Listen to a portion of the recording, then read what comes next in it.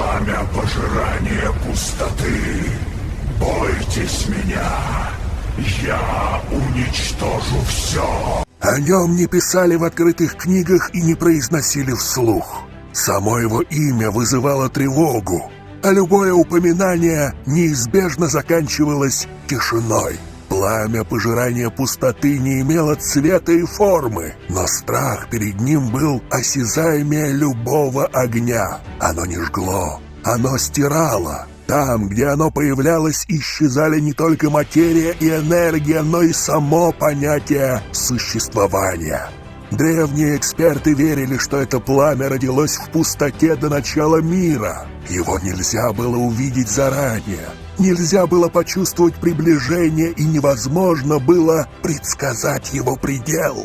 Даже другие небесные огни предпочитали избегать его, потому что пламя пожирающей ничтожности пожирало все без разбора: силу, законы, души и волю. Ходили слухи, что если это пламя когда-нибудь полностью пробудится, то страх перед смертью потеряет смысл, ведь от него не остается даже пепла. О каком же пламени идет речь? Конечно же, второе в небесном рейтинге пламя пожирания пустоты или пламя пожирания ничтожности, буквально пламя нигиляции. Это название имеет глубокий смысл и изначально задумано как пугающее и концептуальное, а не просто эффектное имя. Пожирание пустоты означает не просто пустоту, а абсолютное небытие, состояние, в котором отсутствуют материя, энергия, законы и даже само понятие существования. Это не обычная пустота, а изначальное ничто, из которого, по представлениям мира, расколотая битвой синего небес, все и возникло.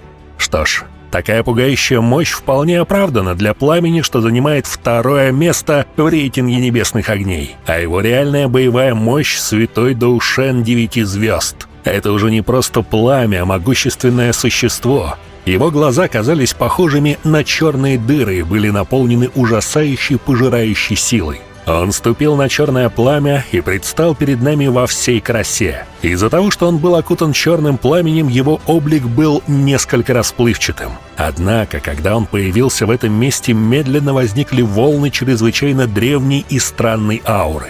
Пламя пожирания пустоты занимало второе место в рейтинге. Это пламя родилось из ничего. У него не было ни образа, на который можно было бы смотреть, ни формы, за которую можно было бы ухватиться. С определенной точки зрения, пламя пожирающей ничтожности можно было считать по-настоящему загадочным существом. Говорили, что это пламя способно пожирать все.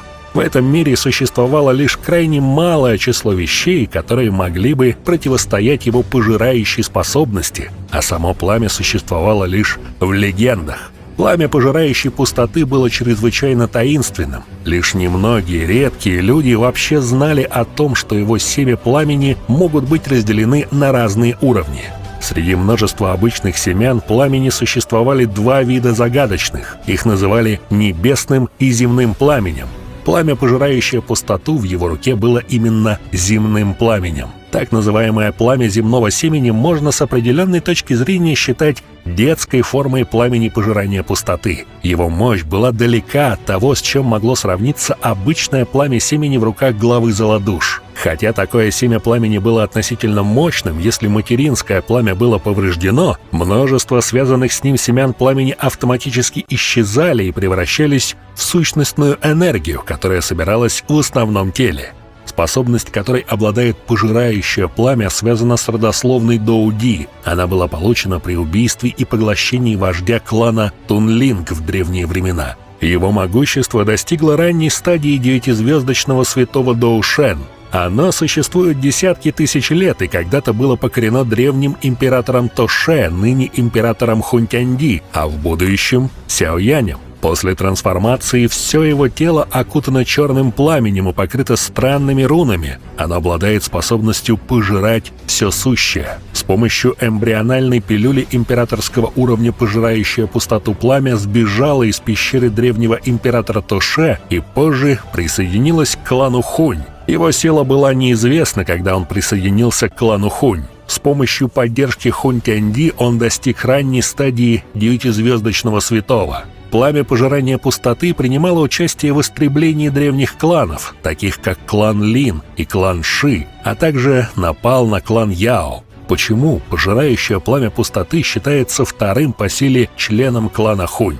Потому что оно обладает душой императорского уровня и уровнем развития 9-звездочного святого ранней стадии. Проще говоря, на всем континенте Доу-Ци есть только 3 человека, которые могут реально победить пожирающее пламя: император Хунь-Тяньди, Гу-Юань и Джу-Кунь, император драконов. Статус пламени пожирания пустоты в клане Хунь сравним даже со статусом императора Хунь-Тяньди. Родословная клана Хунь сохранилась так долго благодаря способности пламени поглощать древние кланы.